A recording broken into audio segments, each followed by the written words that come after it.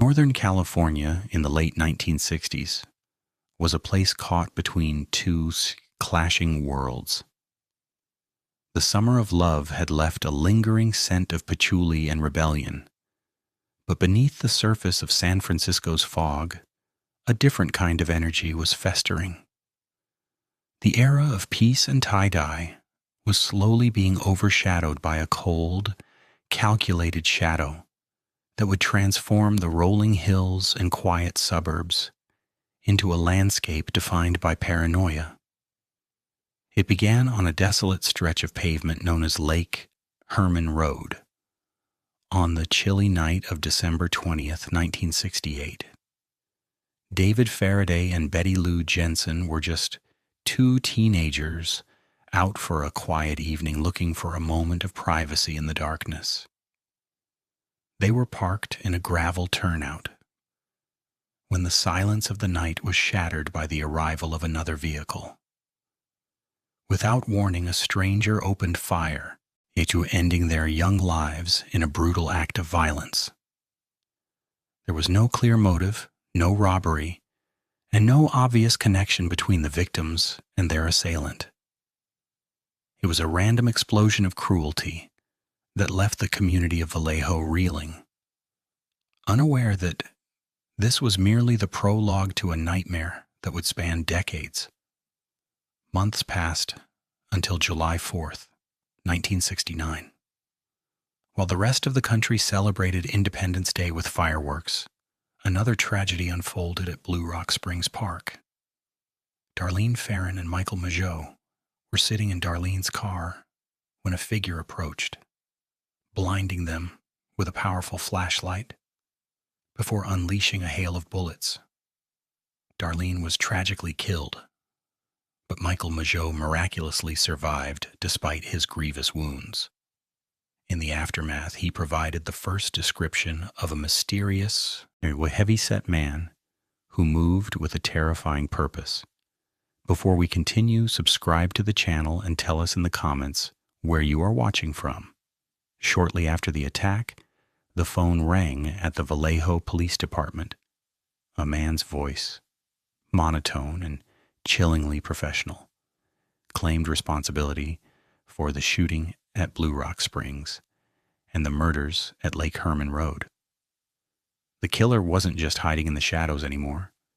He was stepping into the light, demanding to be noticed. The psychological warfare began on July 31st, 1969, when three nearly identical letters arrived at the offices of the Vallejo Times-Herald, the San Francisco Chronicle, and the San Francisco Examiner. Inside each envelope was a section of a complex 408-symbol cryptogram. The writer claimed the cipher contained his identity and issued a gruesome ultimatum. The newspapers were to print his code on the front page, or he would go on a killing spree during the weekend. The editors were caught in an impossible position, balancing public safety against the demands of a madman using the press as a megaphone. Ultimately, the codes were published as the public watched in dread. During this period, the killer officially named himself. In a follow-up letter, he discarded anonymity and adopted a title that would become synonymous with evil. He began his correspondence with the iconic phrase that still sends shivers down the spines of investigators today. This is the Zodiac speaking. The Bay Area was gripped by inescapable fear, a tangible weight on the chest of every resident. While professional code breakers at the CIA and FBI labored over the 408-symbol cipher, the breakthrough came from Donald Hardin, a high school history teacher, and his wife, Betty. They spent their weekend huddled over the puzzle in their living room, using their knowledge of letter frequencies. Through sheer persistence, they managed to crack the code. However, the solution offered no name and no peace. Instead, it revealed the twisted inner workings of a predatory mind. The decoded message stated, I like killing people because it is so much fun. It is more fun than killing wild game in the forest, because man is the most dangerous animal of all.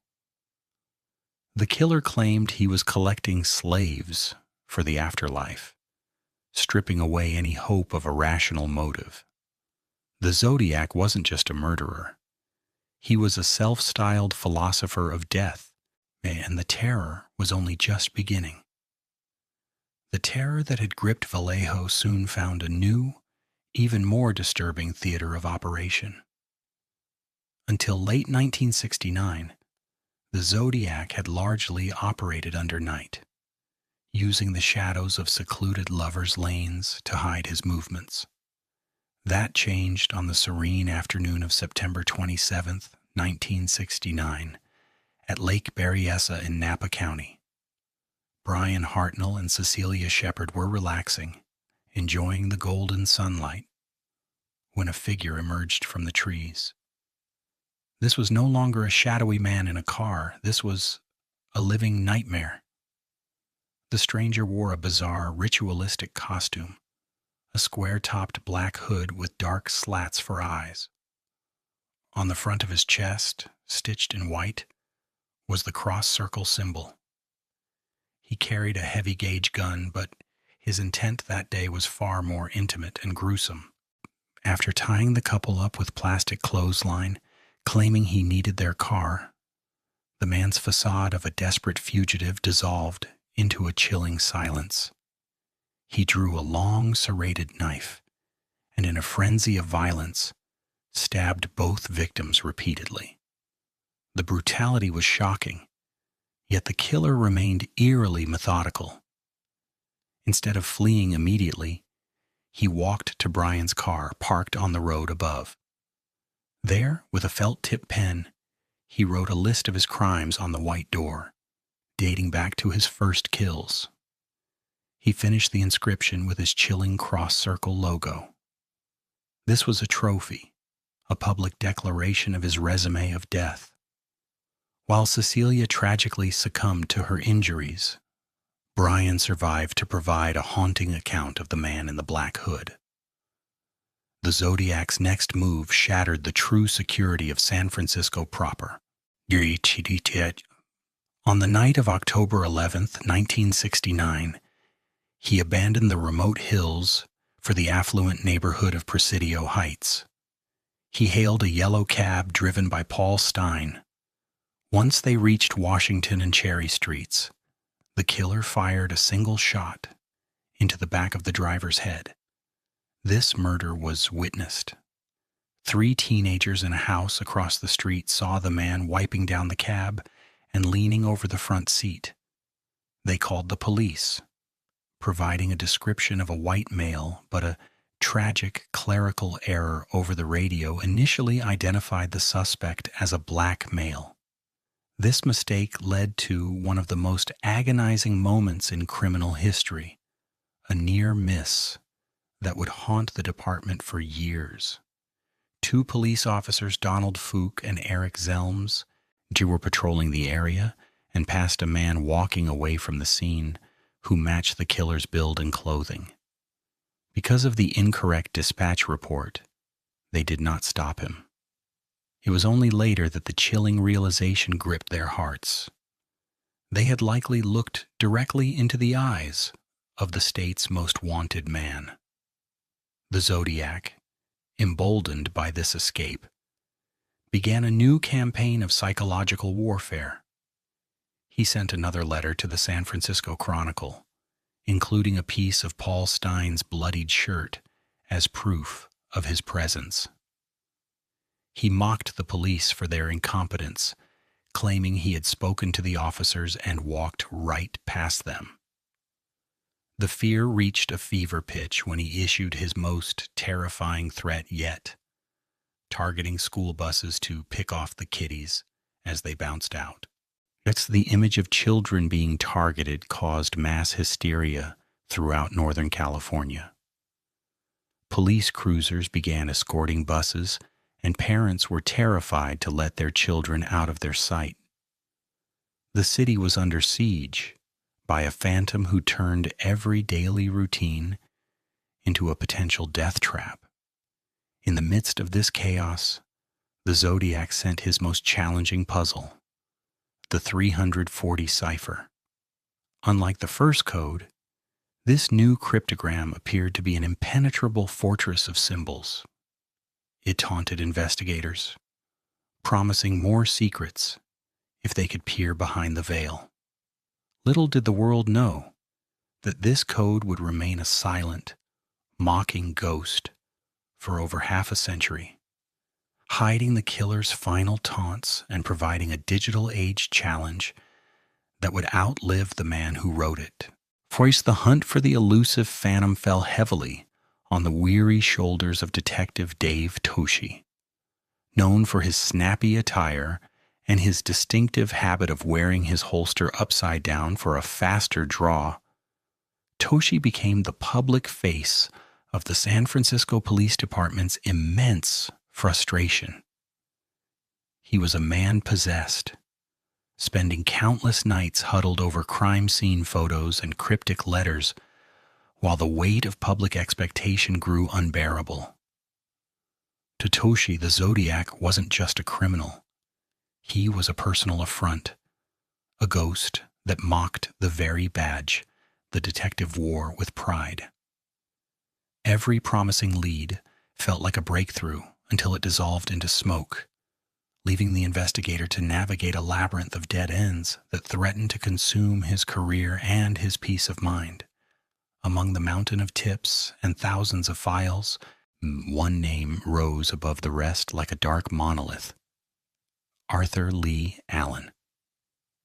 He was a man surrounded by a storm of coincidences that seemed too precise to be accidental.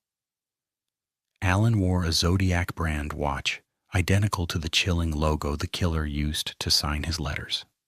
He lived just minutes away from the scenes of the early crimes, and his friends reported that he had spoken about hunting humans with a firearm long before the killings began. He was a former school teacher with a history of disturbing behavior, and his physical stature closely matched the descriptions provided by survivors like Michael Mageau.